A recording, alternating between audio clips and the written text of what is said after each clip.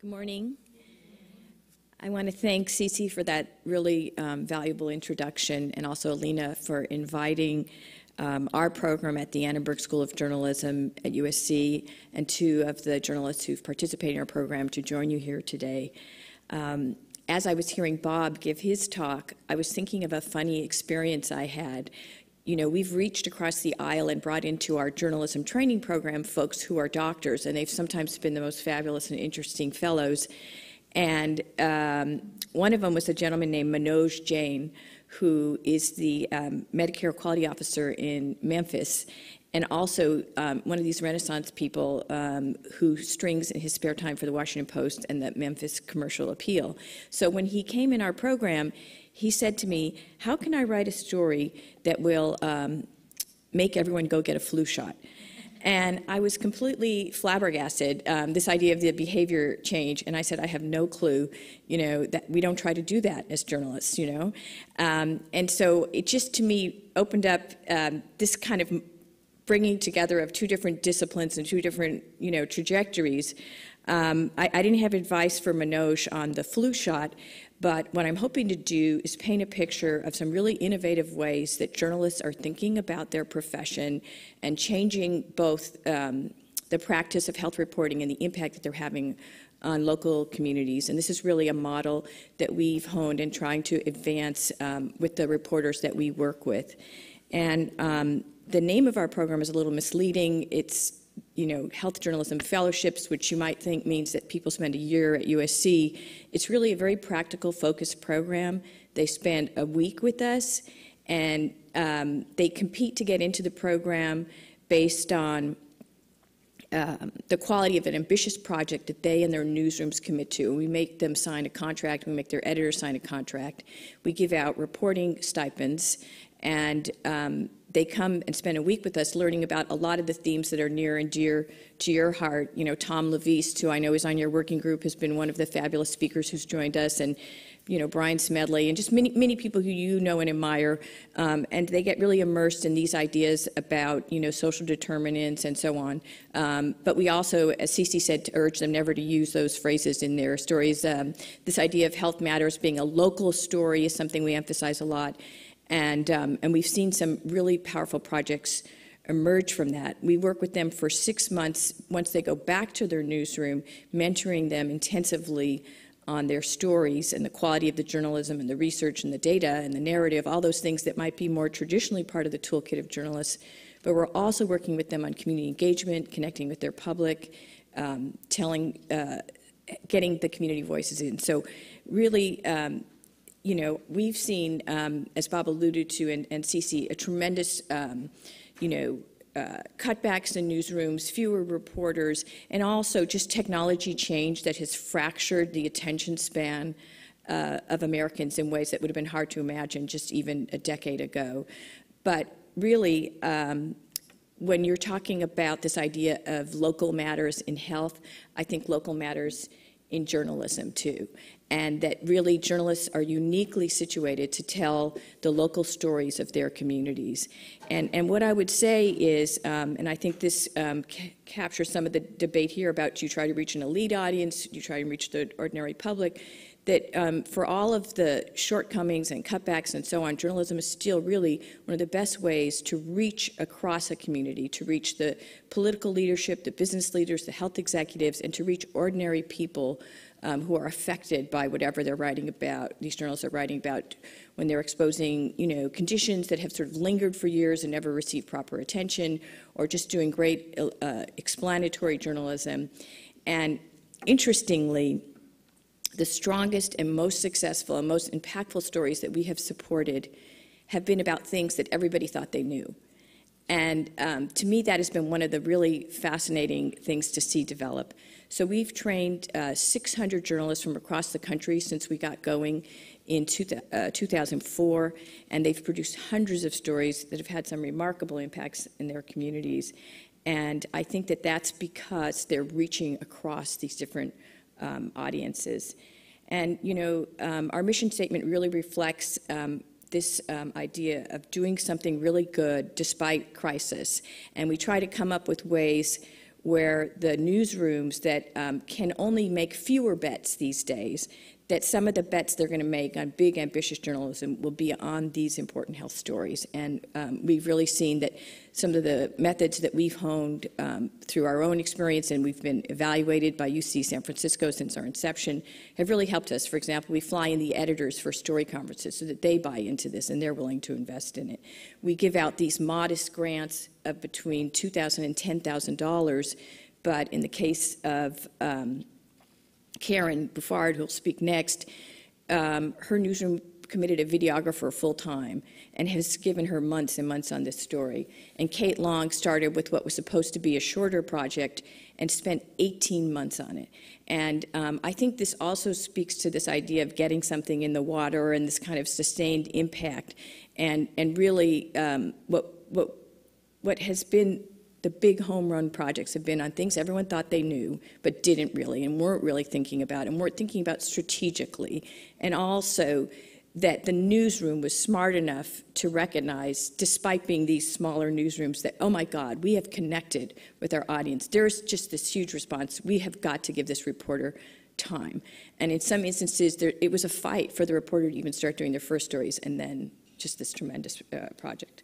So we're building a community of practice with all these journalists. It's a network, really, and that's, they come back as mentors. Both Karen and Kate have spoken to other groups of fellows, and they communicate online through reporting on health, our social community. And I want to just say, any of you are welcome to join it too. It's meant to be not just journalists talking to each other, but journalists talking to policy leaders as well. This really reflects some of the changes in the model of how journalists are thinking about their role. And I think some of it has to do with this technology change too, because you can do really creative things. You can start communicating with your audience months before your story runs, and write stories based on just what they're telling you. And there's been some really creative examples of that. And some of it is using online tools, and some of it is using really old-fashioned stuff, like, you know, putting a notice in a barbershop or something. So, you know, across all these programs, we're trying to really experiment with these techniques and take what we've learned from one and apply it to another. We have a hyper-local project where we're working with youth in Boyle Heights, which is this Latino neighborhood of LA, and basically their stories about their community are being distributed through this newspaper that La Opinión, our Spanish language partner, sends out to 22,000 homes. And then after each edition comes out, these youth are holding community meetings and talking to their public in an intimate way. And again, we're trying to share this across our programs.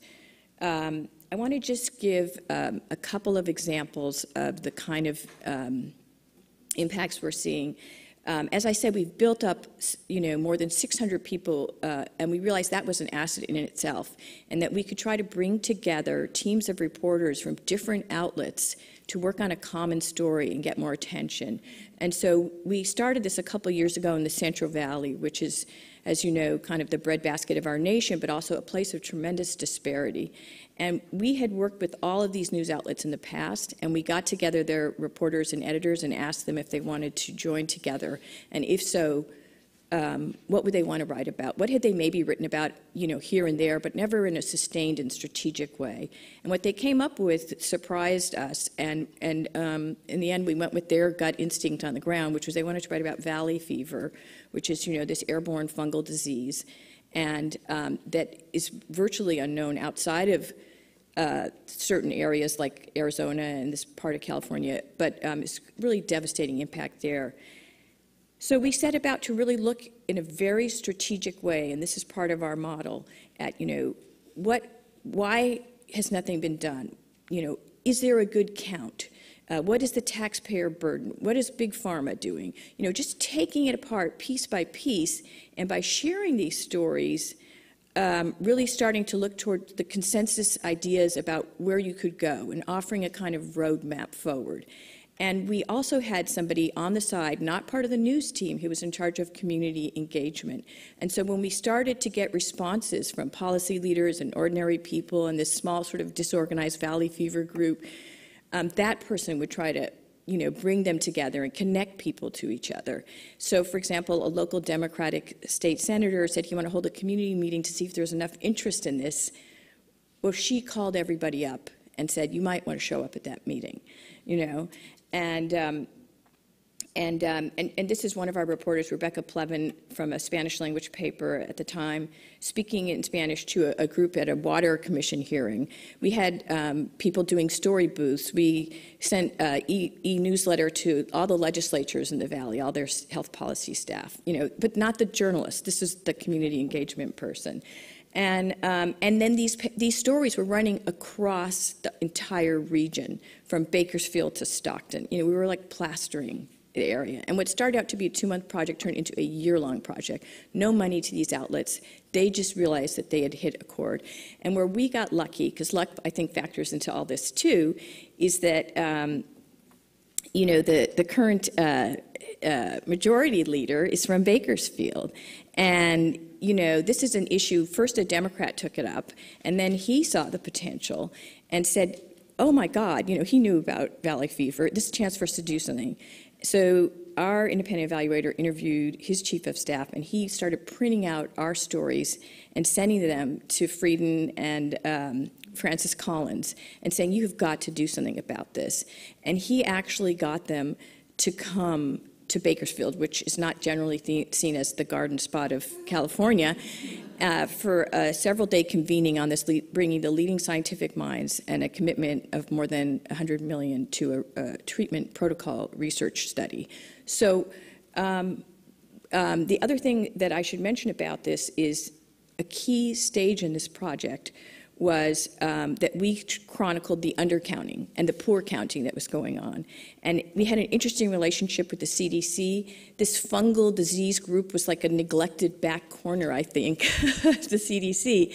And they had some really progressive people there. They started running our content. You can see it on a special Valley Fever page that still gets a lot of links. And then they did a morbidity mortality report that basically confirmed all these things that we were finding by doing these county by county, adding it all up kind of stuff, that there had been vastly undercounted, and that really this was taking a bigger toll than we realized. Then national media got interested, New York Times, NPR, and so on, and we gave everybody sources, information, people's stories, because we'd been collecting them as part of our community engagement. We just shared, which is not a typical strategy for a newsroom, and that helped with this reverberation. So, I just want to quickly share some of the methods that we used here, and then I'm going to literally take a minute to race through just showing you some of the other stories that have resulted, and then I'm going to turn it back over to Cece, because I know she wants to maybe ask a few questions or something about this. So this is the picture of the woman with the baby is Karen's project. She's going to talk about it at length.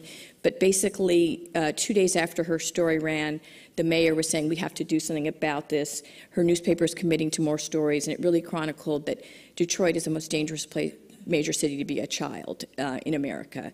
The woman looking very sad is in Montana, a project about how it has the highest rate of suicide in the country. Again, this reporter had to fight to originally do the story. She got a year, ultimately. The whole state on fire. Governor calls her and says, I'm signing this raft of legislation because of you and what you've done.